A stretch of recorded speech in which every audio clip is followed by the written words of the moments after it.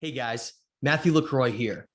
Today I wanted to do a special kind of video, something truly unique to my channel, a combination of an awareness campaign for an ancient site, as well as new startling information that most people have probably never heard. Today's show was inspired by the need to take action. It's a site that many know that I talk about frequently. For those who have watched my channel often, this is a site that is dear to my heart. And for those who are new here, I'm going to provide a little bit of an overview at first to explain the significance of this site, to catch up everybody at the same level. That way, once you see what I'm going to share in terms of the urgency of why I want to create a campaign of awareness, is that there are truly disastrous things going on right now at the city of Eridu. And I have photos halfway through that are really going to highlight that. But in order to really grasp the significance of this, for this message to be heard, we really need to have a little bit of history and an understanding of why Eridu is so important and why this campaign and this information is so important. So I hope you enjoy some of this. I put a lot of work into creating this campaign and creating an understanding of what Eridu is. So for those who don't know, Eridu is in the Fertile Crescent of Mesopotamia. It's at near the confluence of the Euphrates and Tigris rivers, where it empties into the Persian Gulf. Now, this was where supposedly everything started. This is where civilization was first lowered from kingship down from heaven to create the first city on earth, where everything from metallurgy to astronomy to understanding physics to animal husbandry to growing massive agricultural crops using rivers and so forth. The birth of civilization began here. And I have a map just to highlight, to show where Eridu is in location to other ancient Mesopotamian cities. But we're going to do a little bit of background. We're going to do a little bit of history, and you really get into this to try to understand why this is so important. So thank you so much for joining me. And I hope that you can understand the importance of this place and help this campaign that I'm trying to create here. And I have more information as we go along. So to start, this is an artist's rendering of what Eridu likely looked like back in antiquity, well over 10,000 years ago, completely contradicting what our modern history books are telling us based on so much evidence that we're going to get into in a minute here. But basically, just imagine when you see this depiction that an ancient city built in a pure spot of perfection to create a civilization on the banks of these fertile and very important rivers that connected to all different areas. Iran all the way up to Anatolia, Turkey, down to the Persian Gulf, which then leads you all over to Egypt and around the world. So that's why this is such an important spot.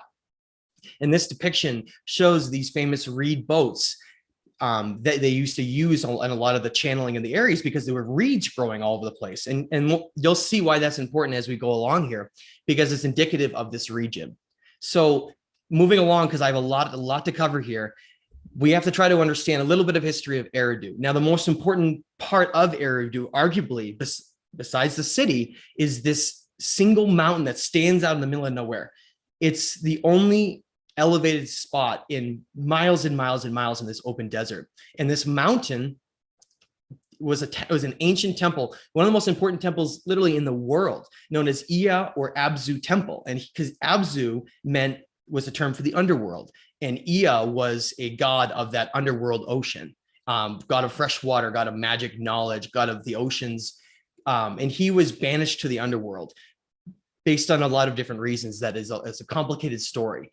So understanding that this is his sacred temple, this is the most sacred place for him. This was his temple. And you'll notice in the depiction, which was done by artists from accounts that have been described of it long ago, and depictions that you can read in cuneiform tablets, they created this. And you can see that it's not just a temple on the mountain, but it's a temple that has entrances almost reminiscent of Egypt that go down into the underworld, which is going to be interesting for why I'm creating this campaign of awareness.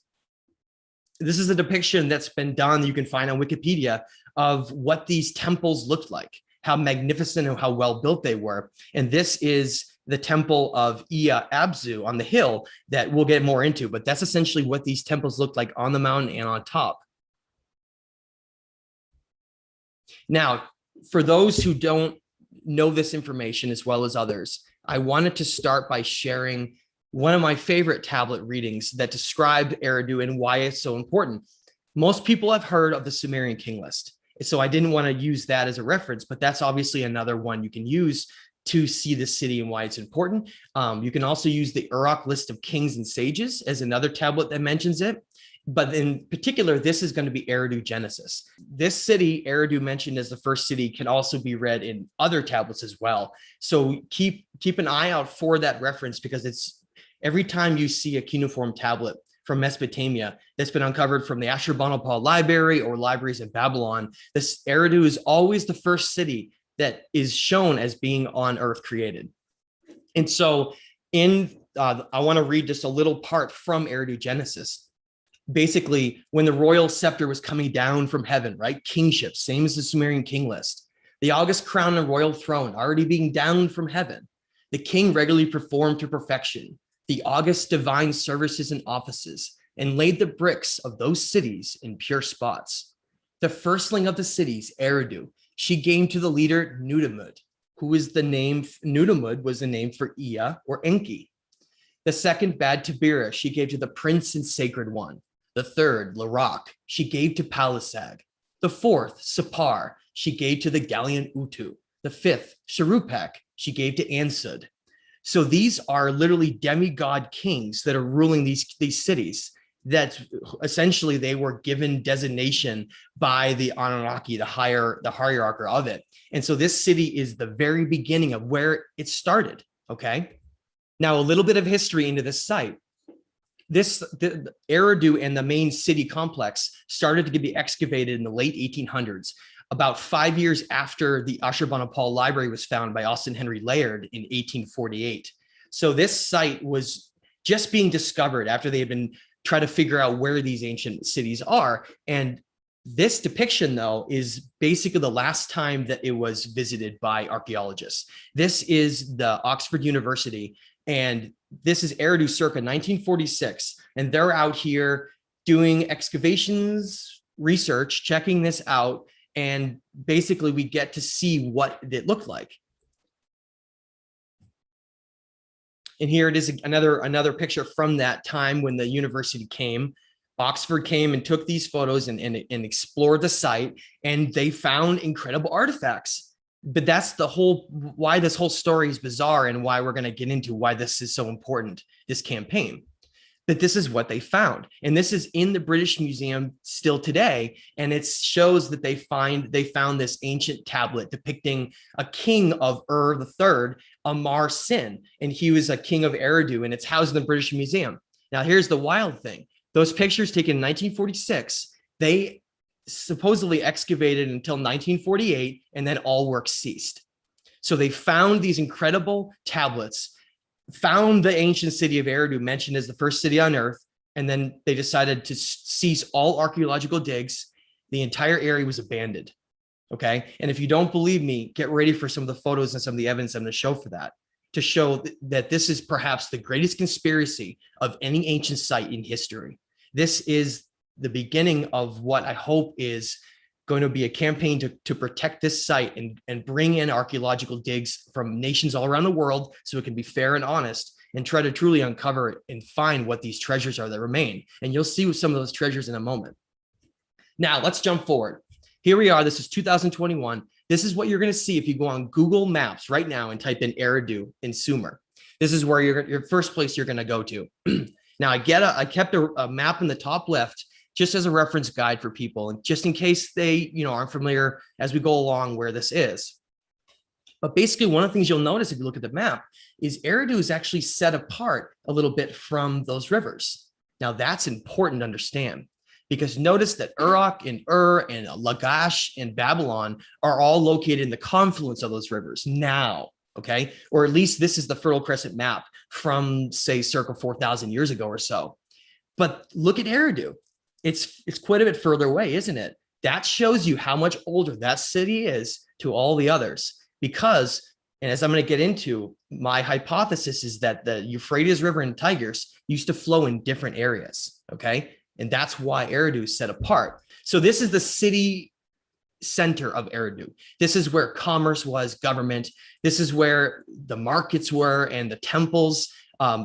in terms of libraries, not the temple of Ea, but the other temples for general worship, and the libraries were here. Okay, this is where they were located.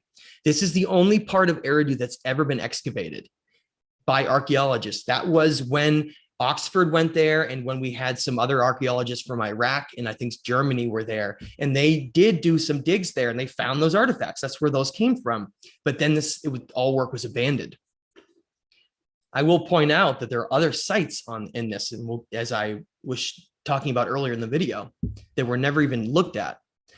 So it's a bizarre symbol at the bottom there. For anyone looking at this, I would love if you could send me your opinions on what that ancient symbol that almost looks like a dragonfly or an arrow. But I'd love theories on that for anybody who's dug into that. But here you can see the walls of the ancient city, and we have photos of that as we go along to show this on the ground. But basically, this is what it looks like today. Okay, notice. I'm going to say this again, but this is like the highlight of this: no infrastructure at all, no roads leading to it, really. No fences, no one studying it. It's just left abandoned in the middle of the desert. And that's the whole point of why this campaign is being done and why I'm showing this. Now, this is the temple of Ea, the Abzu temple that we showed in the beginning, on the only mountain in this entire area that sits up over the city and basically commands over the entire region. It's quite a interesting landmark, whether or not it's natural or if they created that hill. I would love to, we're going to get more into that as we go along, but I would love to know more about that for sure. But this is basically just to the south of that city complex when you look it up on Google Maps. And the first thing you'll see is it's a large mountain structure right in the center that really just looks like some eroded hill. Now look at the tire tracks.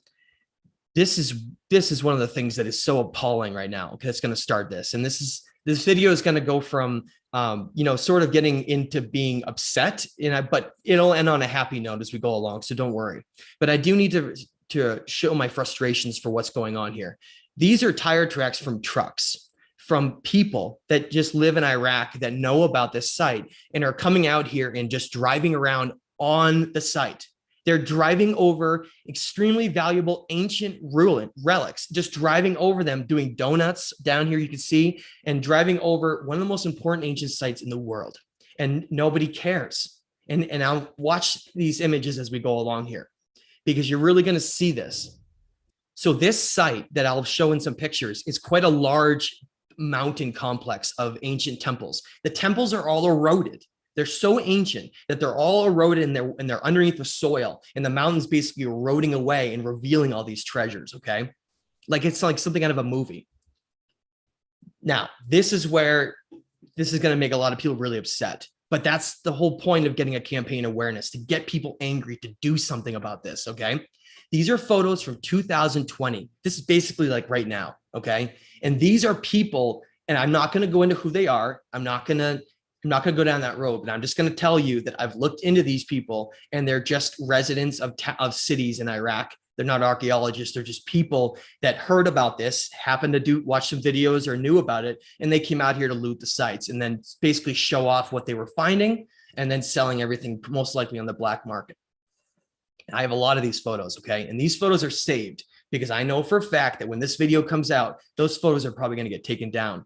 So these are captured now for everyone in the world to see what is going on in Eridu right now, in the state of this site. This is the temple of Abzu Ea right there in the distance, okay? That's what it looks like from afar as they're approaching it. And there's just sort of jogging towards it, this group of 6 people, okay? And they're going to the site, and they all share photos of what they found. Now, here's when they come up to the remnants of Eridu, some of the walls. You can still see, look at that. Notice, yet again, I'm going to point out one more time, look at the perimeter of the site. What do you see? Do you see any fences? Do you see any kind of areas that are blocked off because they're studying it or uncovering it? It's very obvious to anyone, regardless if you're interested in conspiracies or suppressed information. It's right here in front of you. This is 2020. This site is sitting here completely right in the open with no work that's been done on it, and it's just being looted. That's it. It's just being looted right now. Who knows how much has been stolen? You ready for this? It gets worse. This is those individuals going up the temple mountain and showing all the remnants of things eroding down. Some of those aren't rocks, or some of them are carved stone. As you'll see, the mountain was much larger and it's been eroding over thousands of years, and it's revealing all of these treasures from these temples because terrible catastrophes have happened here and basically destroyed everything. And we'll show more as we go along here. The photo in the bottom left, anyone who knows me and has watched my channel knows I've used that a million times. I love that photograph. That photograph is showing the edge of the temple complex coming up the mountain, and part of the temple walls coming out of the ground with like what looks like almost vitrified rock and burned rock on top from some kind of a catastrophe. Now, look at this other photo in the background. That's a photo they took. They're standing at that spot, and they're walking up to the top of the temples. I just wanted to give a reference for that to show what these people are doing right now at the site. Notice no work has been done. That photo is at least 10 years old in the bottom left. Nothing has been done except what you're about to see. Just some of the things they started to find, right? Oh, just some cuneiform writing in an ancient tablet right here, unearthed and not cleaned off yet. Pottery, ceramics, more important than some people might know. Pottery and ceramics were symbolic of when the priests would go up to these temples and give offerings. They would sometimes place precious jewels inside, sometimes place things like sage and other sacred herbs. Very important for offerings. There are pottery pieces strewn all over the place, just sitting there, and they're showing this because they're like, look at this, right? We're going to pick all this up. Look at what's right in front of you, standing out of the ground. You can't see this at any ancient site, basically anywhere in the world. These places have all been somewhat protected and are looked at, even if they haven't been fully excavated for one reason or another, sort of like Tiwanaku and Pumapunku in Bolivia.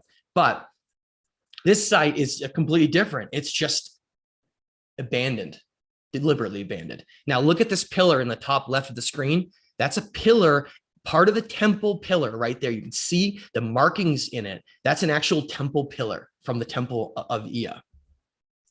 Now, this is going to blow some people's minds and really make some people angry and also make people curious. These are two photos they took on the temple, and you can see temple walls and tablets strewn all across this area where probably was an entrance to one of the temple entrances, which is why these are all over the place. And look at the cuneiform tablets all over the ground in pieces. Stories, ancient stories about our origins, our history, the gods coming down, the very beginnings of everything. And they're just being picked up by people and sold on the black market for thousands of dollars to secret private collections like the Skoyan collection. And then we'll never hear about them again because these are demonized tablets. And even if they were to make it out, because of the significance, and we're going to get into this, the significance of Ea Enki, what he plays in history as the serpent god, the god of the underworld, right? Pitchfork, trident. Think about that. He became demonized. And that's why this site is the way it is. It's a twofold thing. One, because of the church. Supposedly this may be the biblical Eden. Okay. This is where the Enki, the snake, was worshipped. This is Ea's most important temple in the world, right here. So is it any coincidence that this was completely abandoned and is left to looters right now? On top of that, it predates all of history, supposedly. It's the first city. It could be 50, 100, more than 100,000 years old. If you were to add up the Sumerian king list, all the different ages of kings, this city may be over 200,000 years old and likely rebuilt over time, which is what that more primitive brick is on that you see in the other photos. But this site is truly important. And if you look at the screen, I haven't even talked about the other part yet. Besides the atrocities of these tablets just being taken away. And by the way, you could fit these together because that tablet would be part of other broken pieces. And that's how you would get the story. But these are most likely going to be sold in fragments, separated, and no one's ever going to know what it really says. Yes, those are seashells on the right there. Think about that for me. And look at that. It's not just a few seashells. They're strewn across the site. Okay. Now, if Eridu predates what we think of as the Younger Dryas, the last ice age, when the Laurentide ice sheet in North America creeped all the way down past into New York City area, all across the country, and all these ice sheets in the Northern Hemisphere basically melted from a massive coronal mass ejection or some incredible event, there is always talked about in these tablets, the Atrahasis, nearly Epic of Gilgamesh, nearly every tablet that discusses the flood tells it in the same way. And they state that a wall of water from a tsunami basically came over the land and destroyed everything, okay? And this area is near the Persian Gulf. So if you think of an enormous amount of water flooding in, coming both from the Black Sea and the Mediterranean, as well as from the Persian Gulf, from two different sides converging, it would make sense that if this was a kind of a convergence zone, that these shells would end up getting stuck up here. That's truly incredible thinking about that. So those are likely shells from before the Younger Dryas, and really prove the Younger Dryas catastrophes, and that Eridu is one of these antediluvian pre-flood cities of antiquity, which is why this is so important. Now, this is going to make people really upset. Another one of these parties in the group showing these tablets coming out of the ground, sticking up, and then just showing cuneiform writing in these incredible it's a tablet, but it's probably one of the ones that went up on the murals on the wall of these temples. And they're just holding it, and they're about to go home, and they're about to sell it for a lot of money. And no one's ever going to see it again. And I want people to be angry, because this is what's happening right now to this temple and these sites. They're just walking around, they're showing off what they're finding. This is the part of this video that I really would like to stop for a minute and just take a moment for people to understand the significance of this. The video doesn't end here. There's a whole nother section I want to do that goes over even other new discoveries that make for how significant this site is to all of the world. But before we do that, I want to stop here and really talk about this for a minute. You've seen just what I showed you. Those are all genuine photos of what's happening right now in Eridu. You see there's no infrastructure, there's no one studying it, it's been left in the desert. We, as the people, if we don't do this, no one's going to do it. This is the time, and we have to take action. We're losing one of the most important sites in all of ancient history. And every moment that goes by, this site is being pillaged more and more. So this is the campaign to protect Eridu. And I really hope people share this. Please create images, take this, create an image off it, share this, and do anything you guys can do that's in a non-violent way to try to help this site be protected. And I've included some contact information down there. No phone numbers or anything, because I want to keep it open to how you guys want to do it. But I highly encourage you to be creative to try to get this message across, because listen, they know about this site. They're well aware of it. This is very purposeful. So the only thing way this is going to change is if people get angry enough and push enough that finally action is taken. And once action does get taken, you can't go back again. It'll then finally be protected, because the world will know and the spotlight will be on them. So please reach out to these individuals. Please be creative and help out in any way you can to try to save this incredible site, even if it's just sharing this video or telling others that this is going on. This site right now really needs our help. So as stewards of these great libraries of the earth, it is our responsibility to protect what is being lost, so that we understand everything from where we come from to who we are and where the first cities on earth were built and where it all began. This site needs to be completely protected and studied by the world, and having all those, everything that comes out of it, every tablet, to be on display. We need an Eridu display at the British Museum. We need to have an entire display, not like the Ashurbanipal Library, but just for Eridu. Okay. So thank you to everyone that helps out. And now I want to move on to some really, really exciting connections that'll even spark even more interest in protecting this site. For those who don't know, so many of the temples on earth have now been understood to be mapping the heavens. As above, so below. The Hermetic law of correspondence seems to be one of the most important things that we find for the reasoning on why these sophisticated ancient lost civilizations built these structures all in different places of the world. Now, I'm showing just one of the more well-known ones, which is the three great pyramids of Giza and the three great pyramids of Teotihuacan in the Aztec realm of Mexico, which, by the way, were built pre-Aztec. just so you understand that. Just like the pyramids of Giza were pre-dynastic, built before that, and then later cultures came after. But when these were originally built, they were essentially aligned at the time. If you go back and look at the precession of the equinox and we try to figure out where the stars were aligned, they were built to align with the three belt stars of Orion, 10,400 BC. That's, if you add 2000 to that to make up, to convert BC, you get about 12,500 years or so ago. That's the time period we're talking about. Between 12 and 13,000 years ago, these sites were built to align to all three belt stars of Orion. Now, going further, when you look up the ancient city of Göbekli Tepe, okay, and you look at the ancient history of Egypt with Osiris and the embodiment of Osiris in Orion, what you find is that the original name of Göbekli Tepe, not pot-bellied hill, but the original name for it was Portasar. And Portasar to the locals means the umbilical cord of Osiris. Now, for those who don't know, Göbekli Tepe is found in the Anatolia region of Turkey, right above the Fertile Crescent, at the northern end of the Fertile Crescent. So I have been studying this and researching it and looking at star constellations, looking at Orion, looking at the three belt stars in the center. And I saw what only few others have potentially ever discovered yet. This is very, very new. I've seen one other reference to it so far, and that's it. I saw Eridanus. And I noticed how Eridanus has a similar name to Eridu. And I noticed how it leads from Orion, like a snake. Okay. And I thought that was really, really interesting. And I thought about the Hermetic law of correspondence and how the ancients built to map heaven on earth. Okay. To create a mirror image of the heavens on earth in these ancient temples. And that's when I started digging into Eridanus, which means the serpent river of the cosmos. Think about Enki, his symbols as the serpent, the god of the manipulating the physical world, higher consciousness vibration, the divine feminine energy of creation. That's what the serpent represents.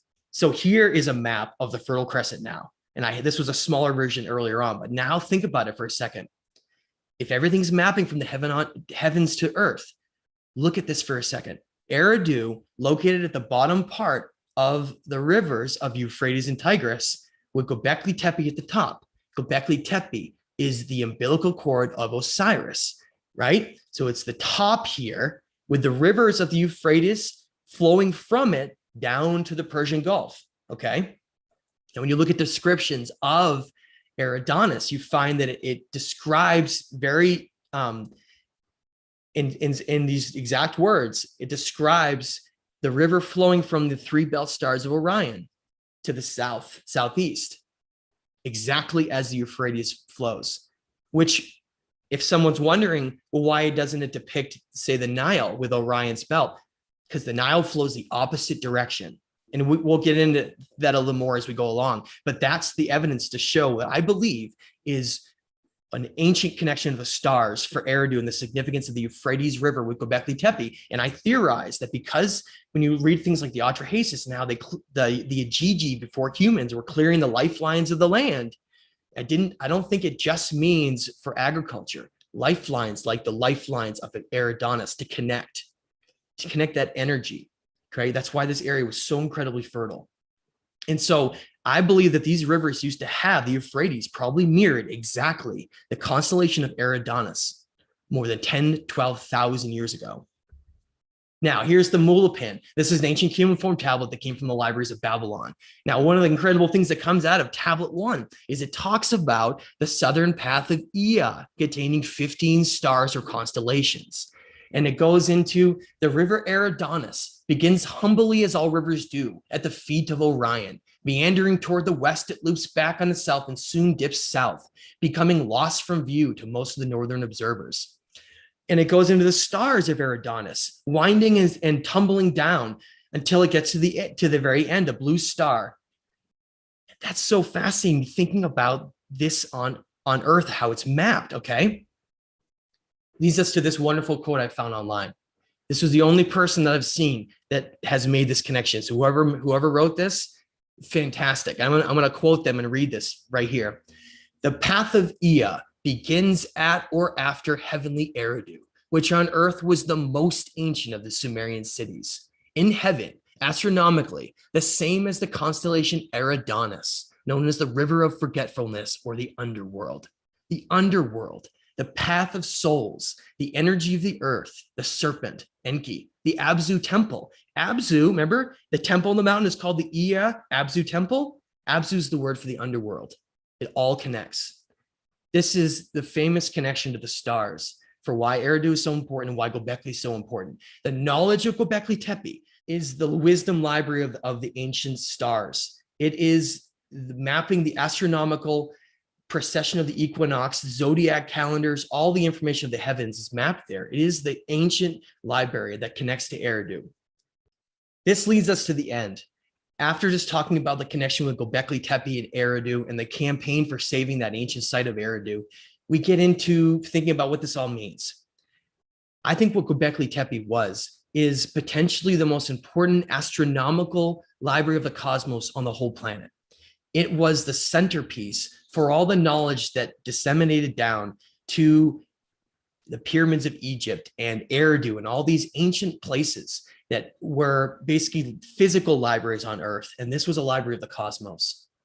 And Göbekli Tepe was mapping so many things, so many constellations, but really what it was mapping was the different ages of man, the energetic changes of the ages of man, the rise and fall of consciousness. Just like the Maya said, consciousness goes through stages. We are reaching the age of universal consciousness when we'll no longer be bounded by the third dimensional material world, but will rise above to truly understand what we really are. And as you can see here, this is just a rough depiction of these 12 ages of the zodiac. And they represent a 2,100 year cycle each, coming to the great year, which is over 25,000 years. And that great year signifies what they were essentially mapping. And here is the point where, if you see what the sun is on the left side, we are going from the age of Pisces to the age of Aquarius. That's why all of this is finally becoming known again. We're moving to a time of a golden age, but we're in that transition, and the transitions are always difficult to go through. So I want people to remember why these sites are so important and why it's so important that we preserve them. So please help me support the campaign to protect Eridu. Get this information out to as many people as possible so that this site can truly be saved and be studied by people all around the world so that we can get a hold of these tablets. If enough public awareness right now is on this site, then whatever is potentially excavated in the future can hopefully not go into some Vatican library in the darkness somewhere. And we can have it to study it, to be able to understand these ancient stories that connect us so much to our history, to understanding who we are and where we come from and how we're connected to the stars. Thank you so much. I hope everybody enjoyed this show. My name is Matthew LaCroix, and my website is thestageoftime.com. My YouTube channel is my name, Matthew LaCroix. And I encourage you to check out my books, The Illusion of Us and The Stage of Time. And check me out on Facebook and Instagram. And I hope we can share this message, okay? Get it out to as many people and preserve this incredible site of Eridu long into the future.